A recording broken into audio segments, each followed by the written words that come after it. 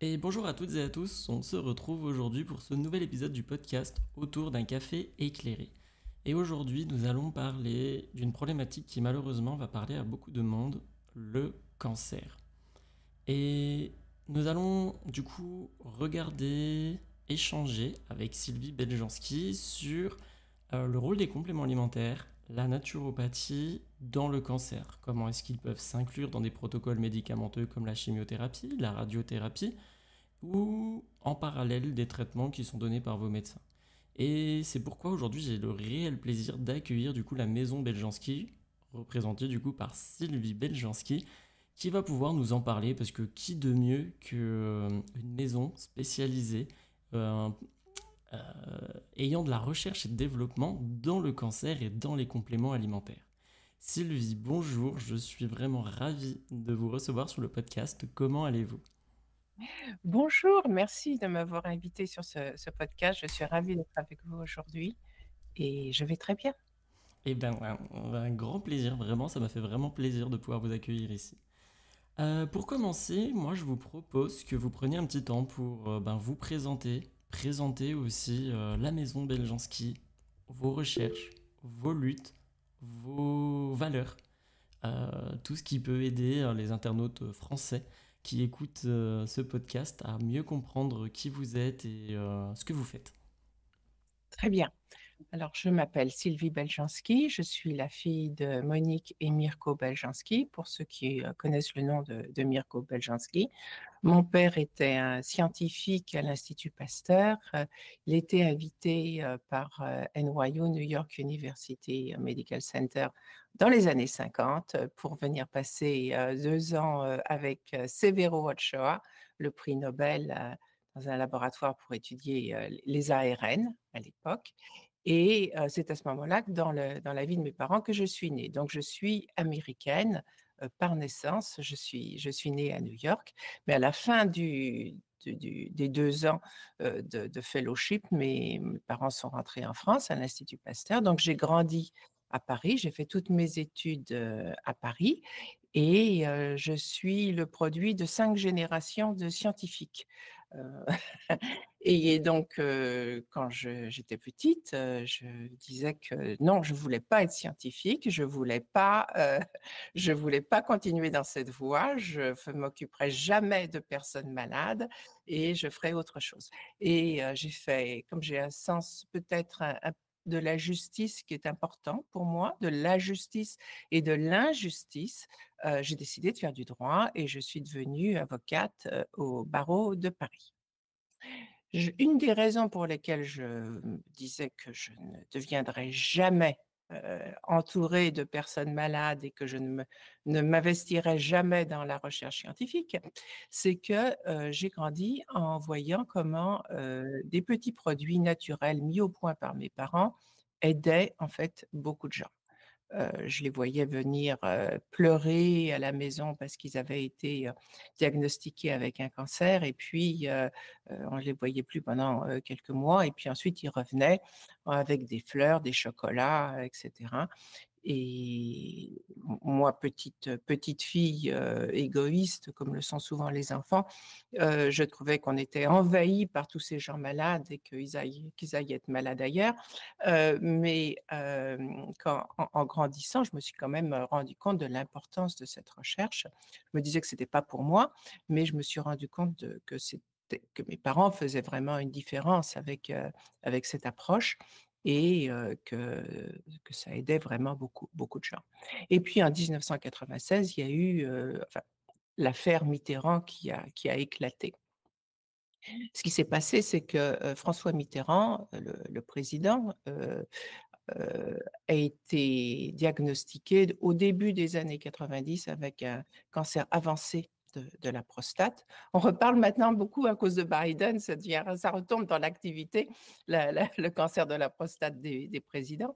Mais en fait, c'est très, très similaire dans la mesure où de, Mitterrand, tout comme Biden, quand ça a été révélé au monde qu'il y avait un cancer de la prostate, ça avait été caché pendant longtemps. Et donc, c'était un cancer déjà très avancé, très, très disséminé, qui a été révélé. Et donc Mitterrand est opéré, on dit que le cancer est partout et qu'il faut préparer, le pays à des élections anticipées. Je ne sais pas si vous vous souvenez, mais parce que je ne sais même pas si vous étiez né à l'époque, mais c'est donc ça a commencé des candidatures qui sont parties dans tous les sens. Il y avait Balladur, il y avait Chirac. Balladur était très haut dans les sondages, Chirac a mis, du temps à remonter et tout le monde pensait que Mitterrand allait décéder dans quelques mois, vu sur la base de ce que le chirurgien avait dit. Mais Mitterrand avait, une maîtresse qui connaissait, un médecin qui avait de très bons résultats en utilisant les produits de mon père et donc Mitterrand a commencé à prendre les produits Beljanski et contre toute attente, il s'est mis à aller de mieux en mieux et comme on le sait, il a été capable de finir son deuxième mandat, de quitter l'Élysée, la rose à la main, il n'était pas en chaise roulante et cetera et cetera. Ça a créé des remous, évidemment, au niveau, ministériel.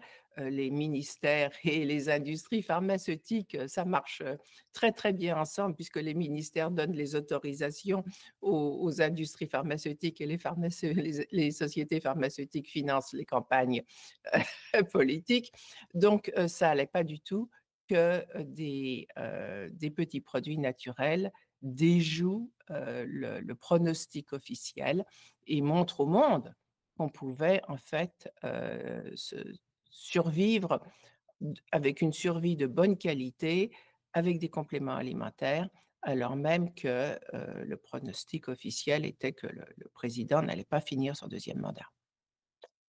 Donc, Mitterrand a fini son deuxième mandat en 95 et quelques mois, après, le 9 octobre 96, l'armée française, le GIGN, est venu avec, des escadrons, des chiens, des hélicoptères et cetera, faire un raid qui était classé, affaires secrètes, pour, secret d'État, pour, au laboratoire de mon père et ils ont, tout saccagé, vraiment tout saccagé. Et et moi, j'étais à ce moment-là, heu, je travaillais dans un cabinet d'avocats à New York et c'est là quand j'ai appris que, mon père et ma mère avaient été arrêtés et je connaissais l'intégrité, de leur approche et donc je me suis tout de suite dit: «Je vais les défendre sur le plan légal, je vais m'occuper, de leur défense» et plus je me suis j'ai donc ça m'a donné accès au dossier, juridique et plus je regardais ce dossier, plus je me rendais compte qu'il s'agissait absolument pas de rendre justice, mais il s'agissait de détruire un savoir, de détruire des preuves, d'interdire. Et là, je me suis dit: «Non, c'est pas possible, on peut pas laisser un savoir qui aide, des gens, qui fait une différence dans la vie des gens, qui aide des cancéreux, on peut pas juste balayer ça comme ça». Et je vais faire quelque chose. Je savais pas trop quoi au départ, mais je c'est comme ça que je me suis lancée dans cette affaire. Donc j'ai commencé par inviter tous les médecins qui travaillaient, avec mon père. Il y en a une centaine que j'ai invités à New York, pour essayer de leur dire que j'allais continuer, mais que je savais pas par quel bout commencer et que j'avais besoin, de leur aide, de leur savoir, de leur soutien, pour continuer. Et donc la première chose à faire, c'était de mettre les produits au point pour, pouvoir, les mettre à disposition des gens qui en avaient vraiment besoin. Et puis ensuite, je me suis très vite rendu compte que gagner sur le plan juridique, c'était important, mais, le plus important, c'était, de prouver que ces produits n'étaient pas de la poudre de perlimpinpin comme, on disait dans le dossier, juridique et donc j'ai eu à cœur de créer une fondation, la fondation Beljanski pour continuer la recherche à travers des partenariats avec des universités américaines. On a pu travailler, sur le cancer de la prostate avec Columbia University, sur le cancer des ovaires et du pancréas avec, Kansas University Medical Center. On a pu faire aussi un essai clinique, en milieu hospitalier à, Cancer Treatment Centers of America sur des patients qui étaient, très avancés dans leur chimiothérapie, étaient au bord de la thrombocytopénie, qui est la perte de plaquettes et donc voilà, c'est ce que je fais maintenant depuis 30 ans, puisque c'était en 1996 que ce RAID est arrivé, qui a changé ma vie. Mm. La date de mon anniversaire en plus, 1996. Si je dis pas de bêtises, en plus, les recherches dont vous parlez, on peut les retrouver sur votre site internet, hein, quand j'avais navigué, on peut les retrouver là-bas, hein. Tout à fait. Alors la fondation, Beljanski, fait des recherches et enfin finance des recherches, et toutes ces recherches ont abouti à des publications dans des revues, à comité de lecture et toutes ces publications sont disponibles sur le site de la fondation beljanski.info. Ouais, c'est bien ce que j'avais vu du coup. Et si je dis pas de bêtises, en Amérique, vous êtes... Alors, en France, vous n'êtes pas du tout reconnu, malheureusement, mais en Amérique, vous êtes vraiment reconnu comme potentiel thérapeutique sur le cancer. Oui, enfin on travaille justement on a une reconnaissance scientifique qui est, liée à tous les partenariats qu'on a pu, établir et à toutes ces publications qui sont absolument pas remises en cause. Personne ne dit ici que c'est de la poudre de perlimpinpin. Tous les scientifiques avec lesquels on travaille sont, vraiment impressionnés, et respectueux, par de la qualité de la recherche que nous faisons. Hum. Encore un des grands pas à faire en France pour en arriver là. Je Euh, crois je crois que le problème en France, il est politique, hein. C'était, au niveau enfin, quand Mitterrand, est décédé, enfin, ils étaient furieux. Ils étaient furieux que ça ait pu durer aussi longtemps, que Mitterrand ait pu durer aussi longtemps, que des gens qui comptaient sur, des élections anticipées n'aient pas eu ces élections anticipées. Comme je vous disais, Balladur s'est effondré dans les sondages parce que ça durait, ça durait, ça durait. Ça a changé l'histoire de la France, ces petits compléments alimentaires. Et il y a eu des perdants, mais qui étaient quand même des gens tout à fait puissants sur le plan politique, qui se sont vengés. Ça m'étonne qu'à moitié. Mais bon, on va pas faire de la politique ici, on est surtout du coup là pour renseigner, aider dans la recherche les personnes qui sont atteintes du cancer. Alors, Je disais ça parce que dans un contexte où il n'y a pas cette histoire politique, il n'y a pas de problème hum, avec ces compléments alimentaires. Le problème n'est pas en eux-mêmes, il vient uniquement d'un contexte franco-français, historique. hum. Non, on est bien d'accord là-dessus, ouais. C'est très très compliqué l'histoire des compléments alimentaires en France, en Europe un peu moins, mais en France c'est vraiment compliqué. Je, J'en pâtis tous les jours quand je fais des conseils. En tout cas, d'après du coup toutes les recherches, le retour que vous avez dans la maison Beljanski, dans quel cadre, comment est-ce que les compléments alimentaires que vous proposez pourraient du coup s'inscrire dans des protocoles aujourd'hui médicamenteux par rapport au cancer, la chimiothérapie, la radiothérapie? Par la synergie d'action.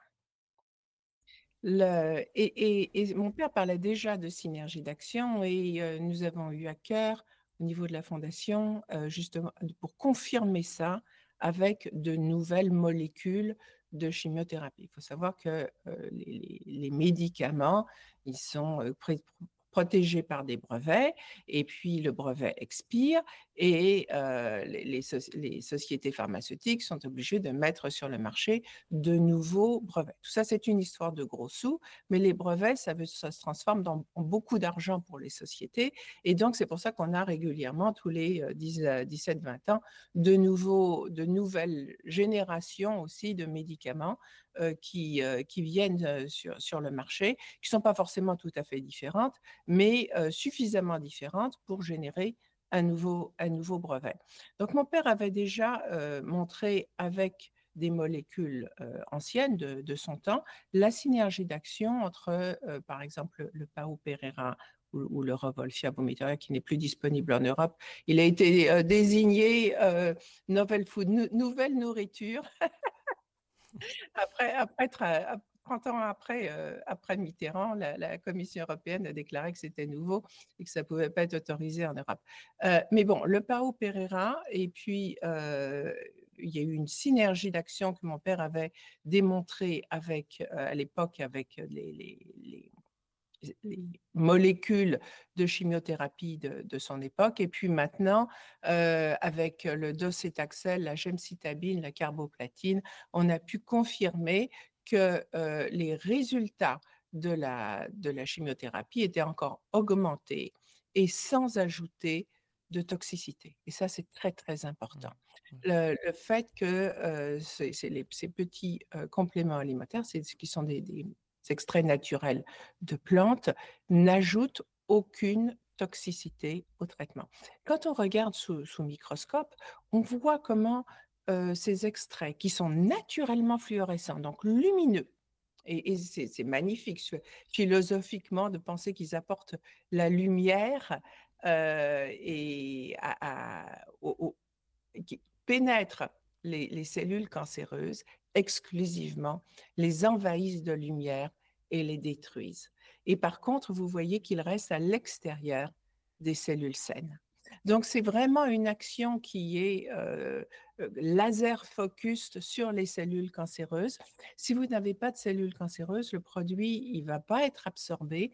Vous allez l'éliminer en quelques heures, naturellement, et sans toxicité, sans effet secondaire.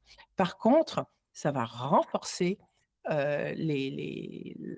l'action de la chimiothérapie et de la radiothérapie. Alors, pour le Pao Pereira, pour la chimiothérapie, c'est plutôt le Pao Pereira. Pour la radiothérapie qui peut induire des brûlures et de la fibrose de la peau, la fibrose, c'est quand la peau devient dure, cartonnée, n'arrive plus à... Les couches adipeuses ont disparu et puis les différents niveaux de la peau sont collés les uns contre les autres. Ça, c'est plutôt le ginkgo doré qui va aider avec ça. Et puis, si la chimiothérapie induit une perte des globules blancs et des plaquettes, eh bien c'est plutôt les fragments d'ARN qui vont aider à maintenir un niveau optimal, jamais trop, mais un niveau optimal de globules blancs et de plaquettes. Mhm. Ok. Ouais, donc il y a toute une gamme vraiment développée en fonction des différents types de traitements. C'est une très courte gamme, il y a 4 ou 5 produits, c'est tout. Ok. Et, et- et- Vous êtes... et la beauté, c'est que chacun donc, adresse un problème particulier, mais peu importe le cancer, Hmm. hein, parce que ça va être le même mécanisme d'action, la lumière qui va pénétrer les cellules cancéreuses où où qu'elles soient dans le corps. Hein. Donc, on arrête de penser homme, femme, cancer du sein, de la prostate, des ovaires, peu importe, ça va reconnaître les cellules dont l'ADN est déstabilisé, hein, parce que c'est ça ce qui est spécifique aux cellules cancéreuses, c'est que leur structure a changé au niveau de leur ADN. Ça va reconnaître cette différence et ça va détruire ces cellules cancéreuses. Ouais, c'est la question que j'allais vous poser. Il n'y a pas de... Enfin, ça peut s'inscrire dans n'importe quel type de cancer, du coup. Parce que j'ai Absolument. souvent la question qui m'est posée en consultation et pour les renseignements que j'en avais, parce que je ne suis pas du tout spécialisé dans les cancers, c'est bien ce qui me semblait, du coup. Et donc, si vous allez sur le site de beljanski.info, vous allez trouver des publications, par exemple sur la flavopérérine, qui est la molécule active du paupérin. Vous allez en trouver sur le cancer de la prostate, des ovaires, du pancréas, du sein. Et cancer, c'est pas nous qui avons fait cette recherche, mais cancer de la bouche, oral cancer, et puis aussi cancer du côlon. Mhm. Donc, on ne peut pas faire de la recherche et financer de la recherche pour tous les organes du corps, mais on a en plus des témoignages pratiquement sur tous les organes du corps. Mhm. Mhm. Et en termes de posologie, est-ce que ça va changer quelque chose en fonction du type de cancer, l'organe qui est touché, Non, la... c'est plutôt la morphologie, la taille Hmm. de la personne. Donc, on veut que le produit, il y en ait suffisamment dans le corps. Donc, si vous avez un enfant, ben, ça va être une ou deux gélules. Si vous avez un gros bûcheron, ça va être plus. En général, on dit une gélule pour 10 kilos de poids. Ok, ok, ok. Euh, j'ai une question qui revient très souvent en consultation aussi, c'est comment l'amener avec les oncologues? Cette réflexion, cette collaboration, est-ce qu'il faut en parler? Qu'est-ce qu'il faut dire? Comment on amène la chose? Est-ce que vous avez, vous, on va dire, du recul sur la manière d'en parler en fait? Oui, j'ai entendu de tout, des gens qui disent: «Mon oncologue veut rien entendre», des gens qui disent: «Mon oncologue, me dit, je veux pas savoir, mais ça a l'air de vous réussir, alors continuez, mais me dites rien». J'ai eu des gens qui me disent: «Mon oncologue est très ouvert, il veut en savoir plus, où est-ce que je peux trouver les publications?» Bon, oui, il y a tout, hein, dans le corps médical. Il y a il y a des gens qui veulent rien savoir, qui on peut rien expliquer à des gens qui sont totalement fermés a priori. Dès qu'ils entendent le nom Beljanski, ils ferment leurs oreilles et ils disent: pas ici». Heu, mais est-ce que vous voulez être une statistique ou est-ce que vous voulez prendre votre santé en main? Il existe des solutions, elles sont, disponibles. Heu, le savoir, c'est le pouvoir. Il s'agit de votre santé, de votre corps. Si vous n'arrivez pas à établir, de dialogue avec votre médecin, vous avez 2 options. Ou bien, vous faites votre recherche par vous-même, vous prenez vos décisions, lui racontez pas ce qu'il veut pas entendre, ou alors vous changez d'oncologue, tout Hmm. simplement. Ouais. En chercher un qui a l'esprit un peu plus ouvert. Vous allez voir un bon naturopathe qui a l'esprit ouvert et qui a un gentil sourire. Être acteur de sa santé, c'est important. C'est nous qui prenons les décisions et il faut savoir dans quoi on se lance en n'importe quelle circonstance. Une autre question que moi je débat beaucoup en consultation, j'ai beaucoup de questions autour de ça aussi par mail, tout ça, la qualité des compléments alimentaires. Pourquoi est-ce qu'il y en a qui vont coûter le double, le triple, 4 fois plus que ce qu'on va pouvoir retrouver dans une autre marque? Je dis souvent, c'est comme tout dans le monde, quand il y a un prix, c'est que c'est justifié par quelque chose derrière. Qu'est-ce que vous en pensez, vous, Sylvie, par rapport à vos compléments et les concurrents que vous allez pouvoir trouver sur Internet aussi? Oui, alors la fondation avait fait, une recherche il y a quelques années et qui a été publiée, d'ailleurs sur le site de la fondation et qui a com on a, comparé, et on a envoyé à un laboratoire indépendant, des compléments alimentaires, tous dits de Pao Pérérin, qu'on a trouvés, à différents laboratoires et il y avait la plupart n'avaient absolument pas de flavopérérine dedans ou alors des quantités, minuscules de flavopérérine. Donc vous pouvez, et puis bon, Maison Beljanski, Natural Source à l'époque, on a fait cette étude, il y avait énormément de flavopérérine.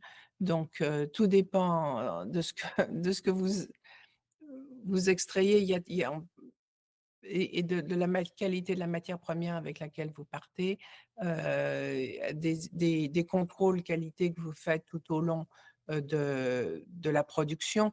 Nous, on contrôle, la puissance, la propreté de la plante, s'assurer qu'il y a pas d'aflatoxine et cetera, au niveau de la plante. On mesure, la puissance aussi, la concentration, des actifs au niveau du liquide. On recommence au niveau de la poudre et on finit au niveau de la gélule. Plus évidemment s'assurer qu'il n'y a pas eu de pollution, on refait une bactériologie complète et cetera et cetera. On a des capsules, végétales, plus, on donne une partie de cette production pour la recherche et pour obtenir toutes les publications qui sont, sur le site de la fondation. Donc si vous voulez avoir les résultats similaire à ce qui est dans les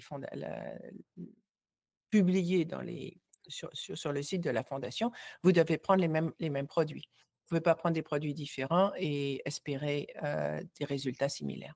Voilà. Hmm. Ce que je dis souvent, les laboratoires qui font de la recherche et développement sont forcément plus chers que les autres, mais il y a une raison derrière, c'est que leurs produits ont été étudiés et synergisés, et prouvés sur les recherches scientifiques. Ce que je dis, si, un produit, par exemple, ne contient pas d'actifs ou très, très peu d'actifs, il est encore trop cher. Même si, il apparaît comme, pas cher, il est encore trop cher parce que s'il va rien faire, c'est encore, 20 ou 30 euros de trop, quoi. Ouais, c'est ça. Le fameux titrage des plantes qui est si important à faire attention quand on achète le principe actif qui est contenu dedans. Ça s'appelle le titrage du coup.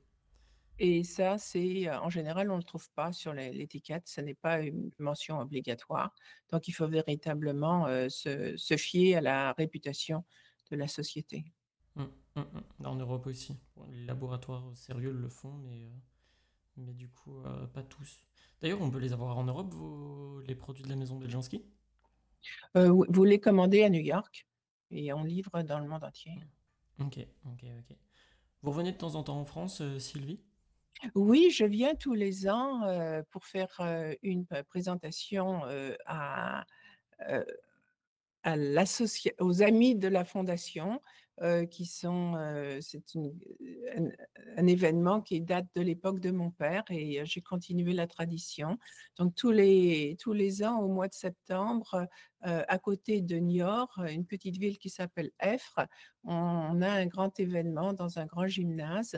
Il y a à peu près 300 à 400 personnes qui viennent, tous les ans. Ça s'appelle le pique-nique. Cette année, c'est le 21 septembre et donc c'est une journée d'information, d'échange. En général, il y a un médecin aussi qui vient, expliquer, faire part de son expérience aussi en tant que médecin et puis il y a des malades qui témoignent. C'est une grande journée de questions-réponses et donc j'espère pouvoir continuer cette expérience qui remonte, je crois à la fin des années 80 et qui continue à ce jour. C'est beau d'avoir des événements comme ça où il y a des collaborations entre les laboratoires de recherche et développement, on va dire, médecine un peu parallèle du coup, et puis les médecins. On en a de plus en plus en France. Oui, ça m'énerve quand j'entends parler de médecine parallèle, c'est, oublier l'histoire jusqu'au 19e siècle et à l'avènement de la chimie et de la pétrochimie, la médecine, c'était des plantes, et c'est, seulement, depuis, l'avènement de la chimie et avec ça, le changement au niveau du droit et le droit des brevets que, la médecine est devenue une médecine totalement, synthétique avec une course, aux molécules nouvelles et aux brevets et on a complètement, c'est devenu une affaire d'argent, la médecine, malheureusement. Ça a cessé d'être un art et je pense que ça a perdu, beaucoup de le but n'est plus tellement maintenant de soigner des patients, on a perdu justement la relation entre le médecin et le patient. Il y a plus de médecins, enfin, dans nos campagnes, c'est un désert médical et cetera et la médecine est devenue une industrie, heu, chevillée à ce au profit de l'industrie pharmaceutique profits qui sont faramineux, mais on a perdu le contact humain. Le contact humain qui est si important. Je l'entends tout le temps en consultation aussi. Mon médecin ne m'écoute pas. C'est triste dans un métier qui est censé être humain, à l'écoute, aider les personnes qui en ont besoin. Mais enfin, Mais ils ont pas le temps les médecins, c'est ça maintenant aussi, il y a des po l'assurance leur donne, 5 à 7 minutes par patient. Comment vous voulez avoir un contact humain dans cette période de temps? Comment est-ce que vous voulez pouvoir donner des conseils nutritionnels? Comment est-ce que vous pouvez vouloir regarder quelle est la totalité du patient? Non, dans ce temps-là, vous avez votre nom, 2 questions sur vos antécédents et puis écrire une prescription. C'est tout ce qu'on a le temps de faire. ouais, c'est triste. C'est triste. Mais enfin, c'est comme ça. Ok. Bah, j'ai plus de questions qui me viennent. Est-ce qu'il y a un petit point que vous souhaitez Comment le Heu prendre, Sylvie? Comme, eh bien, ce que je voudrais insister sur le fait que, ces produits, dans la mesure, où ils n'ont pas de toxicité, et là je vais donner l'exemple du Pao Pereira, dont la lumière ne pénètre pas les cellules saines. Les autres produits aussi, hein, ils ne sont pas le ginkgo biloba n'est pas luminescent, fluorescent comme le Pao Pereira, mais aussi il n'y a pas de toxicité associée. Les fragments d'ARN, là on a eu l'essai clinique à Cancer Treatment Centers of America sur des gens qui étaient à la limite de la thrombocytopénie, c'est-à-dire de la perte de plaquettes induite par des chimiothérapies répétées. On a pu faire escalation dose, c'est-à-dire pour les gens, ont commencé avec 20 milligrammes, pas d'effet secondaire, on est monté à 40 milligrammes, pas d'effet secondaire, 60 milligrammes, on est allé jusqu'à 80 milligrammes, pas d'effet secondaire, et une très, très bonne, supportait très, très bien le produit. Et quand on a arrêté les chimiothérapies, la moelle épinière était comme protégée par, ces petits fragments d'ARN, et était capable par elle-même de créer un nombre décent de globules blancs et de plaquettes. Hmm. On fera un podcast, parce que d'ailleurs je ne l'ai pas précisé au début, mais on a deux autres podcasts qui vont être faits ensemble, Sylvie. Dont un qui va porter totalement sur les ARN, parce que c'est quelque chose qui n'est pas du tout connu en France. Et je pense que ça mérite qu'on en parle vraiment plus en profondeur, et explorer le sujet avec des informations très scientifiques que j'amènerai en plus de vous, de votre expérience. C'est quelque chose qui est très novateur et qui, dans le cancer, mais dans d'autres problématiques et pathologies qu'on pourrait retrouver, est vraiment, vraiment pertinent et il faut en Oui, parler. Et ça et fera et l'objet de notre podcast. oui, il y en a en ce moment aussi un essai clinique en cours avec ces petits fragments d'ARN, en Europe, sur les covid longs, et ça a l'air de donner de très, très bons résultats. Ouais. Les résultats, c'est pas tout on n'a pas encore tous les résultats de tous les patients, mais les résultats préliminaires sont très, très intéressants, et c'est important parce qu'il y a beaucoup de gens qui souffrent malheureusement de covid long, qu'ils aient été, soit suite à avoir attrapé le virus, soit la vaccination, quelle que soit la source de la spike molécule, une fois qu'elle est dans le corps, le problème est le même. Ouais, il y en a beaucoup de Covid long et en effet, je regarde cette étude de près parce que c'est quelque chose qui m'intéresse beaucoup parce que le potentiel thérapeutique va être prouvé incessamment sous peu, je pense, avec ces ARN. Et c'est pour ça, je pense que réellement un épisode entier sur les ARN, ça serait vraiment pertinent, encore plus dans toutes ces maladies un peu nouvelles en fait. Des problématiques métaboliques qui interviennent à absolument tous les niveaux du corps et qui sont si compliquées à diagnostiquer parce qu'aujourd'hui c'est quand même dur de mettre le nom sur Covid long de la part des médecins et encore plus à accompagner parce que le potentiel thérapeutique dans la chimie actuellement est pas énorme sur toutes ces problématiques très métaboliques. Oui, oui. Aux États-Unis, on a l'impression que, avec la nouvelle administration Trump, il y a beaucoup de choses qui n'étaient pas, conformes, autorisées, bien vues, et cetera, vont maintenant pouvoir être, étudiées, recherchées, au grand jour. Il y a vraiment un tournant politique, et aussi beaucoup plus de liberté de parole. Alors je ne sais pas comment ça va se passer avec l'Europe. Je crois qu'il y a un fossé qui grandit encore, entre les États-Unis et l'Europe, avec cette approche des compléments alimentaires et du choix thérapeutique qui appartient à chaque patient. Hum. Je pense que c'est même plus un fossé à ce niveau-là, ça va être Euh, il va y avoir un énorme gouffre en effet, parce qu'en Europe, la question n'est pas du tout là. Déjà, nous en France, en termes de naturopathie, notre métier vient juste d'être, et même pas, ça serait fin d'année du coup, reconnu dans la norme AFNOR, donc cette norme qui dit qu'un métier existe ou qu'il n'existe pas. Alors de là à avoir le choix thérapeutique, complément alimentaire ou médecine, je pense que c'est pas demain la veille. Mais enfin. Sylvie, eh ben, merci beaucoup pour toutes ces explications, en tout cas. Moi, de mon côté, je vais faire un épisode entier sur le mécanisme du cancer, parce que beaucoup de personnes sont atteintes mais ne savent pas ce qui se passe exactement dans leur corps et pourquoi est-ce que ça dégénère, qu'il y a des cellules non saines qui apparaissent, qui prolifèrent, qui métastasent. Qu'est-ce qui se passe? Ça fera l'objet du prochain épisode du podcast où on va faire vraiment un point scientifique dessus avec beaucoup de vulgarisation. Et puis, si je dis pas de bêtises, on se retrouve tous les deux, Sylvie, en fin d'année, septembre ou octobre. Je crois qu'on n'a pas posé de date. Mais du coup, pour aborder les ARN. Très bien, avec grand plaisir.